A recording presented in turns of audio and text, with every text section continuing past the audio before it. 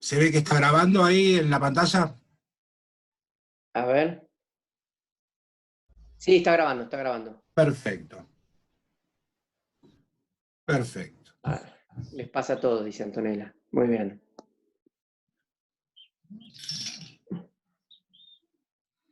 ¿Vos me ves a mí? No, ¿no?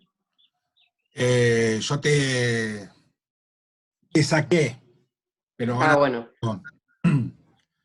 hacer entrar. Bueno, hoy vamos a abordar el tema de la enfermedad coronaria, quizás sea desde el punto de vista mental un poquito más relajante que lo de ayer. Vamos a hablar básicamente en nuestra primera parte del síntoma cardinal de la enfermedad coronaria, que es el dolor precordial de características isquémicas y su entorno. Y así como en muchas patologías o en muchos síndromes hay muchos hallazgos semiológicos, en la enfermedad coronaria hay un elemento semiológico primordial, esencial, que abarcaría todo que es la anamnesis, como van a ver también después en digestivo, como sucede con los síndromes ácidos sensitivos como la úlcera, que en definitiva, digamos, la anamnesis, el interrogatorio es prácticamente todo y el examen físico te da muy poco salvo algunas circunstancias. Y así como el dolor precordial es el protagonista, por supuesto desde el punto de vista fisiopatológico la aterosclerosis es el otro. Y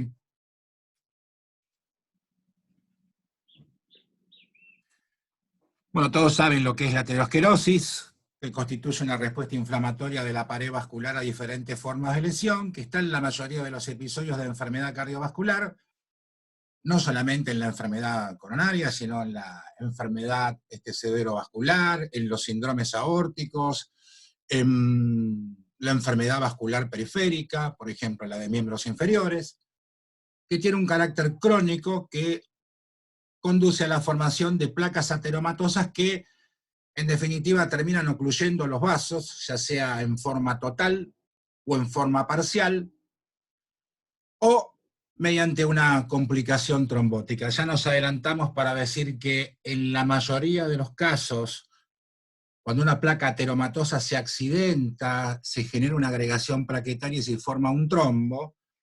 Esta es la génesis de los que vamos a denominar síndromes coronarios agudos, que constituyen emergencias cardiovasculares, en las cuales hay que tomar una medida, digamos, inmediata para reperfundir ese vaso, como vamos a ver el año que viene cuando profundicemos la terapéutica, porque de esto depende, por supuesto, la vida del paciente tanto a corto como a largo plazo.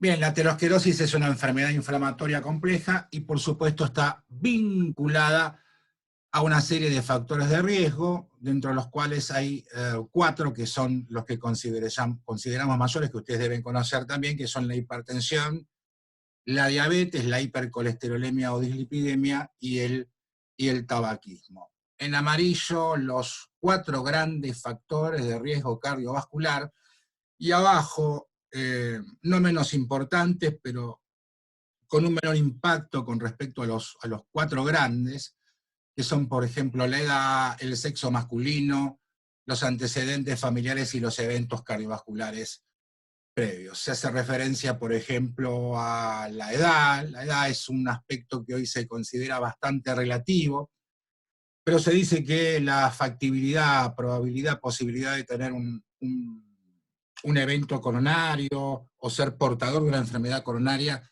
se incrementa significativamente por encima de los 45 años en el hombre, y en la mujer, al tener una protección estrogénica durante la juventud, esto, digamos, aumenta a partir de los 55 años, ¿no?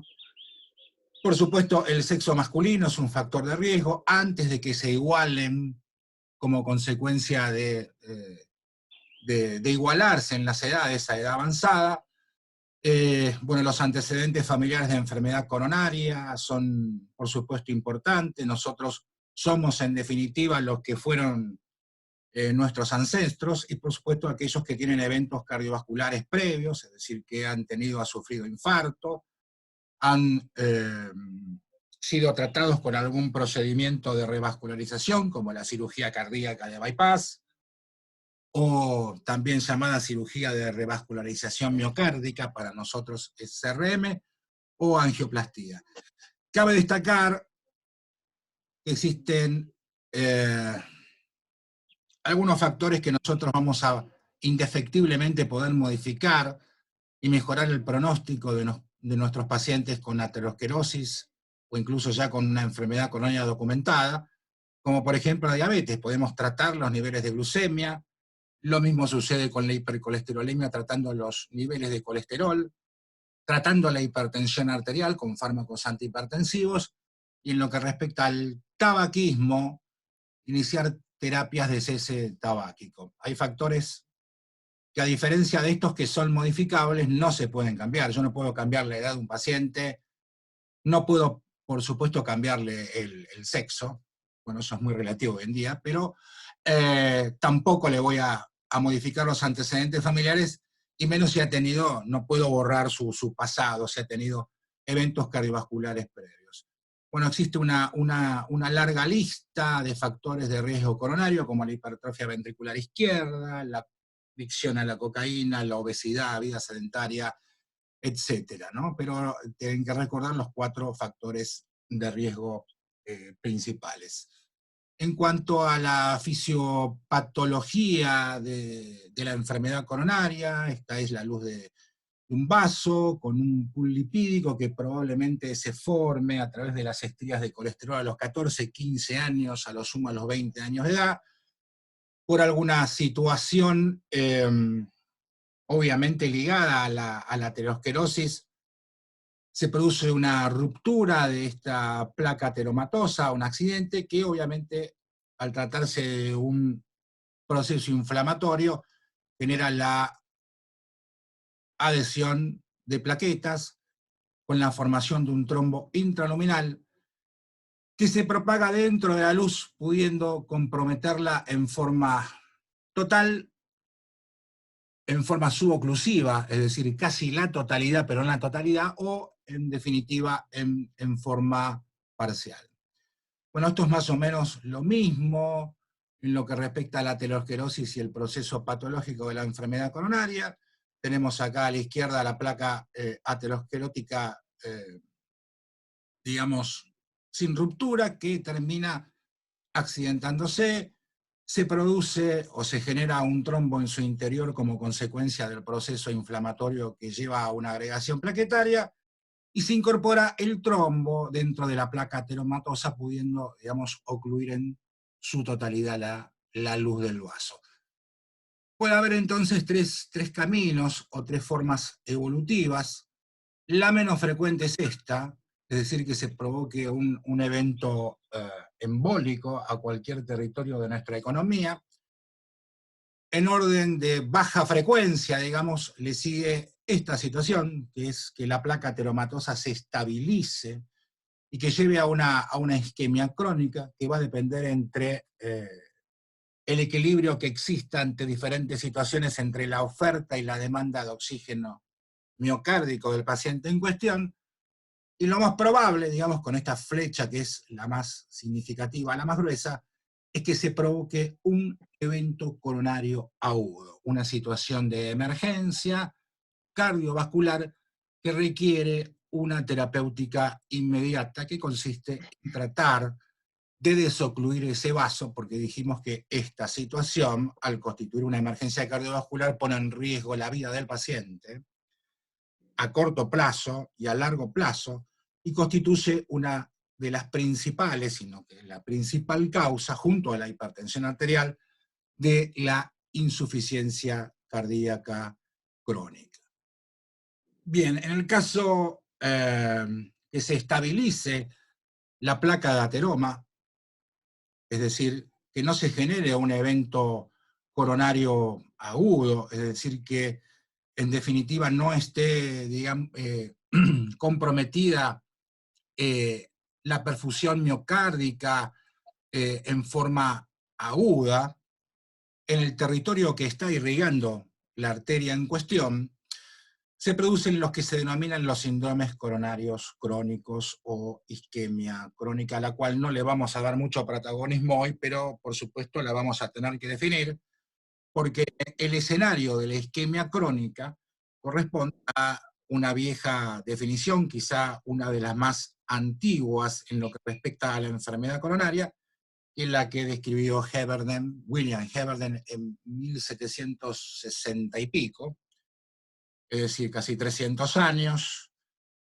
donde él había observado casi una veintena de sus pacientes que tenían un dolor precordial, que era similar a un estrangulamiento, que le generaba un gran desasosiego, una gran angustia, y que indefectiblemente en cuestión de meses o pocos años lo llevaba a la muerte. La muerte que se producía en forma repentina, la muerte inesperada que nosotros hoy conocemos como muerte súbita. Y todo ese cortejo se producía porque no había un tratamiento como existe hoy, como existe la angioplastía, como existen los trombolíticos, como existen un montón de drogas como la aspirina que se pueden tratar en la enfermedad coronaria, y en los sobrevivientes de estos eventos la placa se estabilizaba y evolucionaban a la isquemia crónica, que define Heberden como el angor pectoris. Le pone angor por la sensación de estrangulamiento que tenían los pacientes,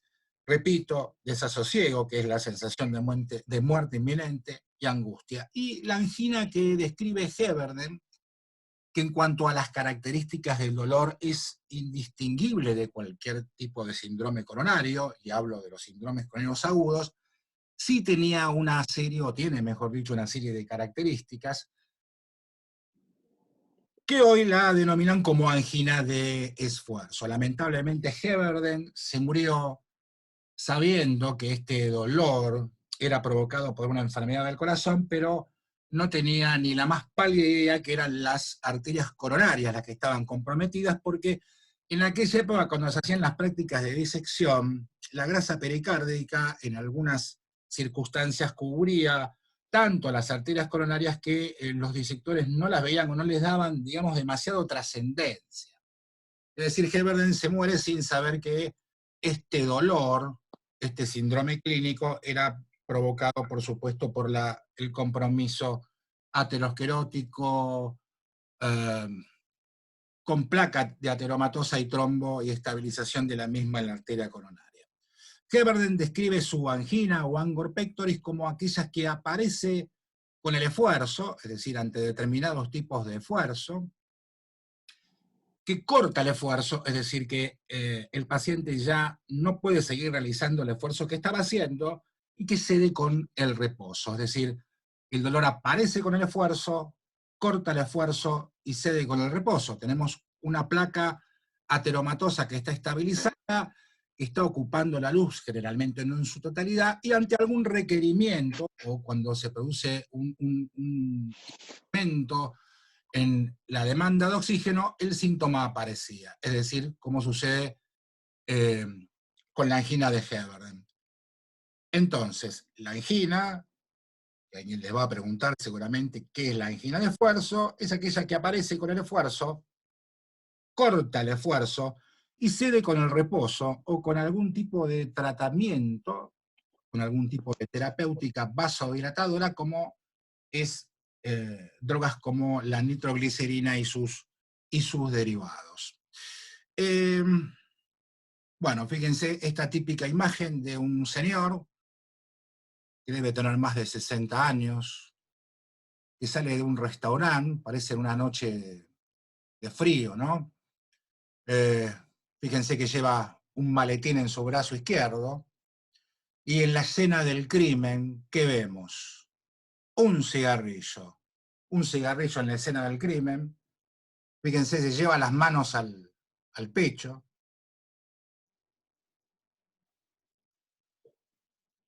Es decir, un dolor precordial.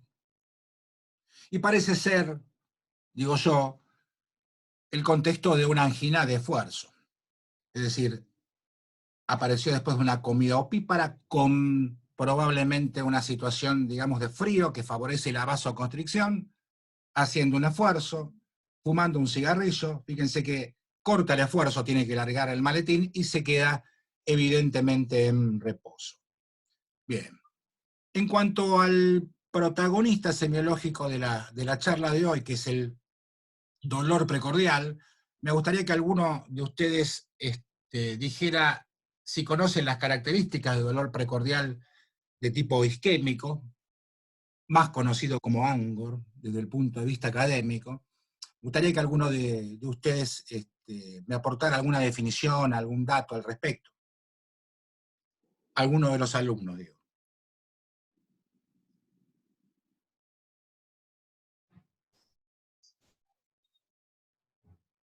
¿Estás ahí, Ale?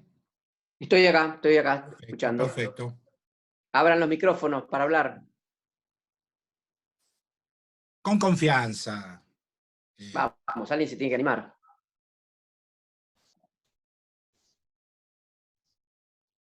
Ahí pusieron en el chat. A ver.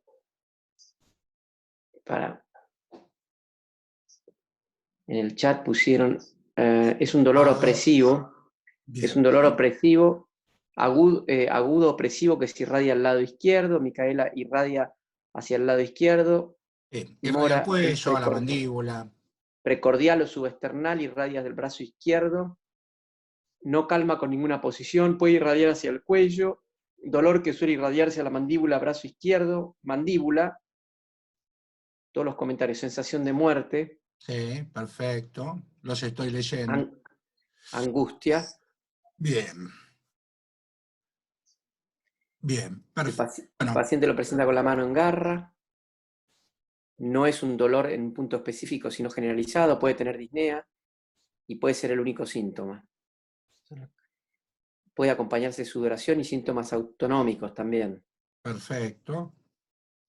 Bueno, veo que están interiorizados en el tema, sí. En el tema, por supuesto. Supraesternal. Sí. Localización supraesternal, puede acompañarse de sudoración, síntomas autonómicos también. Perfecto. Más bien retroesternal, ¿no? Muy bien, sí. Bueno, acá paró. Perfecto. Bueno, cuando analizamos el dolor precordial de tipo isquémico, sus peculiaridades, no escapan, digamos, del análisis que hacemos con otro tipo de dolor. El tipo de dolor, ustedes lo mencionaron muy bien, es un dolor generalmente opresivo, o como decía Heberden cuando definía la angina, una sensación de estrangulamiento en el centro del pecho, que el paciente lo refiere o lo localiza a mano llena, nunca va a decir me duele acá, digamos con la puntita del dedo. Algunos hacen referencia, muchas veces guiado por el médico que le pregunta, digamos, durante la anamnesis, y termina diciendo que es como un dolor, como si tuviera la pata de algún animal gigante, ¿no? Se hace referencia al elefante en el centro del pecho, que puede estar irradiado o no. Los sitios, digamos, de irradiación más frecuentes, como ustedes dijeron, son la mandíbula, los hombros, los bordes cubitales de los brazos, preferencialmente el borde cubital del brazo izquierdo, y más de una vez algún paciente ha consultado al odontólogo por un dolor mandibular y se trataba de un síndrome coronario, o bien a un traumatólogo por dolor en el miembro superior y se trataba también de un síndrome coronario. Algunos lo describen como hace, digamos, Tiburcio Padilla, un viejo semiólogo argentino en su clásico libro y antiguo libro de semiología, como un dolor en corbata que estrangula el cuello y se extiende, digamos, hacia la región epigástrica. Y existen una serie de elementos que pueden acompañarlos, como por ejemplo síntomas vagotónicos, como pueden ser en definitiva, la existencia de sudoración, puede haber palpitaciones, puede haber equivalentes de angina, como por ejemplo la disnea, pero en muchas situaciones no hay nada más que el dolor precordial. Por eso dijimos que la anamnesis es prácticamente todo en la mayoría de las circunstancias en las que los pacientes tienen o están cursando un síndrome coronario. En cuanto al equivalente de angina, de angina más importante, es por supuesto la disnea, que puede producirse por insuficiencia cardíaca. Nosotros sabemos que cuando se produce un síndrome coronario agudo, ¿qué sucede, digamos, con respecto a, el otro día esto lo hablaba con mis alumnos del grupo y lo razonamos muy bien. Ustedes en un síndrome coronario agudo, vamos a suponer en un infarto, ¿qué piensan que se altera primero, la diástole o la sístole, o la contractilidad? Un paciente ha sufrido un infarto, dejó de llegar sangre al tejido miocárdico, dejó de llegarle oxígeno. ¿Qué se altera primero, la diástole o la sístole? Diástole, están diciendo. Muy bien, acá dicen diástole, perfecto. ¿Y por qué se altera la diástole en forma prácticamente y paralelamente a las alteraciones electrocardiográficas, sino muchas veces más precozmente que las alteraciones que va a tener en el electro? A ver, muy bien, la diástole. Escucho opiniones, propuestas. A ver, acá en el chat. Bien, acá dicen que se altera la diástole. Potenciales de calcio, falta de oxígeno, necesarios para relajarse, alteración en la relación del miometrio, que es un proceso activo con gasto de ATP, baja de energía ATP. Bien, bien, bueno. Perfecto, muy bien. Bien, están bien orientados. Bueno, la mayoría de los que contestaron son los chicos de mi comisión, pero bueno, es porque No justamente se pueden usar las bombas el otro día, ¿eh? no se pueden usar las bombas de calcio.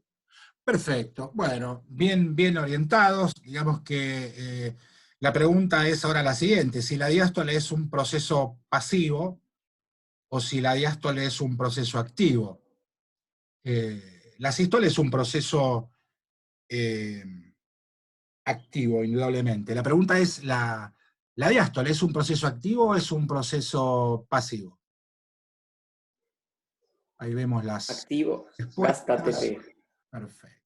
Bueno, perfecto, están todos bien orientados. Digamos que los 2/3 iniciales de la diástole, ustedes saben que el llenado del ventrículo izquierdo se inicia como consecuencia de una diferencia de presión entre la aurícula y el ventrículo izquierdo, ¿no?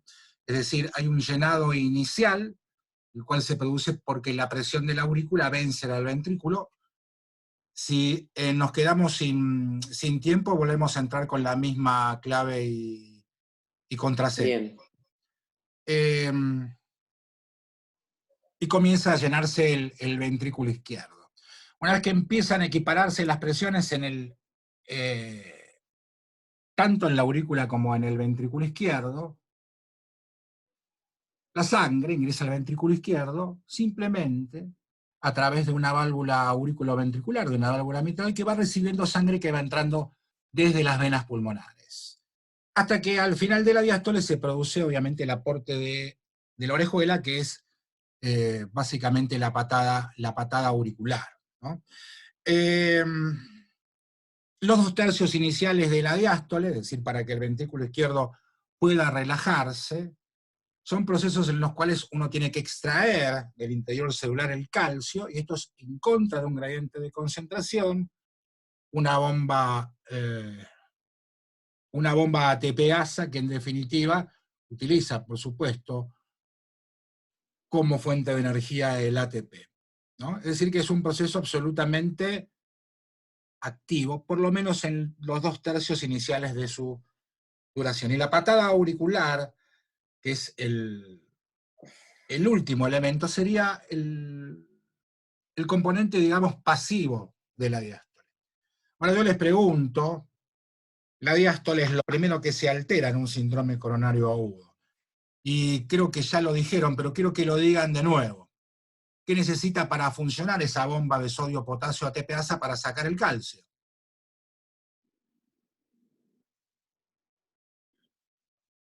A ver, a ver. ATP y oxígeno, Bien, dicen. ATP, oxígeno. Perfecto. El oxígeno es el cofactor fundamental.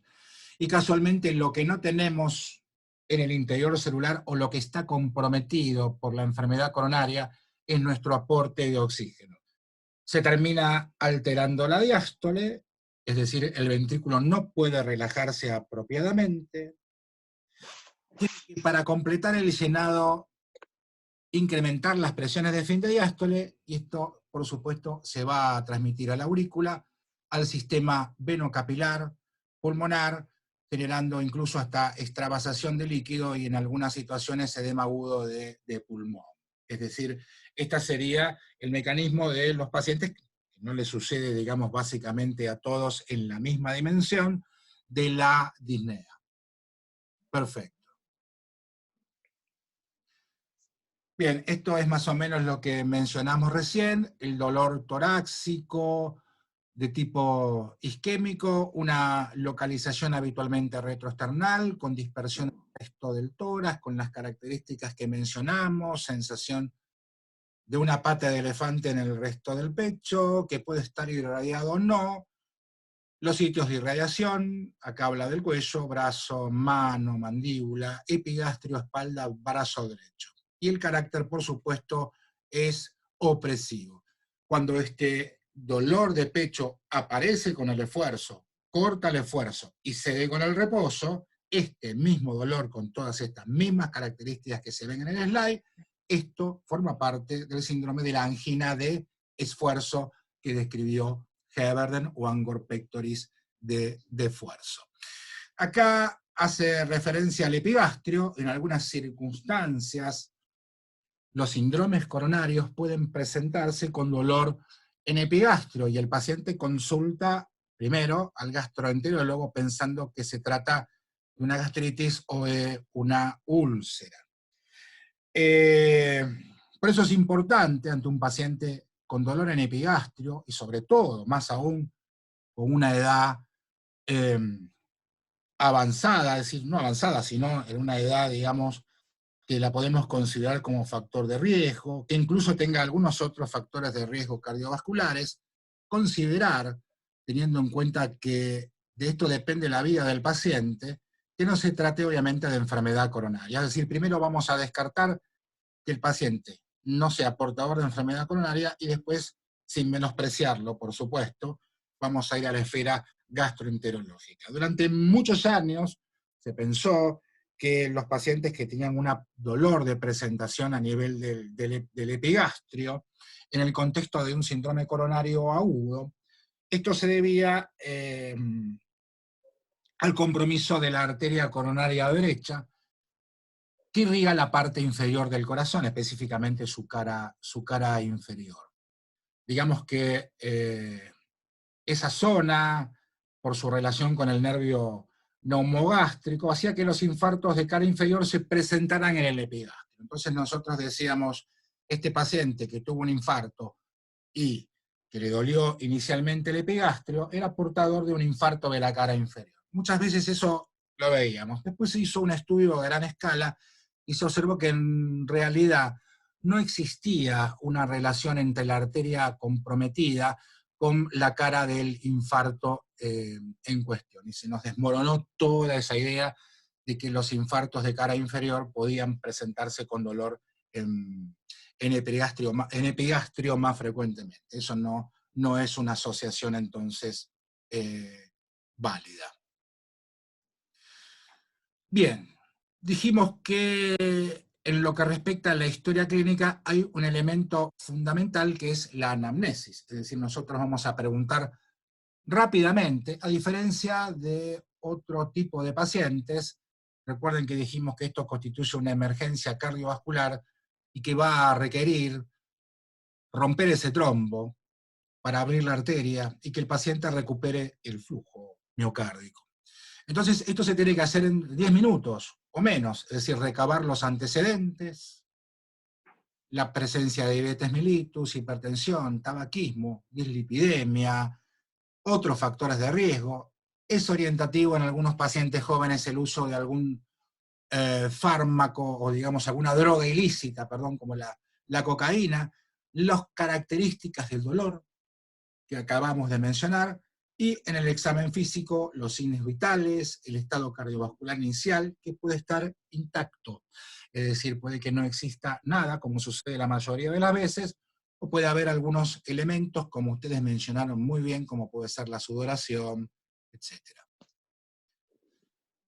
Bien, entonces, el dolor torácico, en nuestra segunda parte vamos a hablar, por supuesto, de la presentación electrocardiográfica que tienen sobre todo los síndromes crónicos agudos, y la manifestación cardinal de las enfermedades del corazón.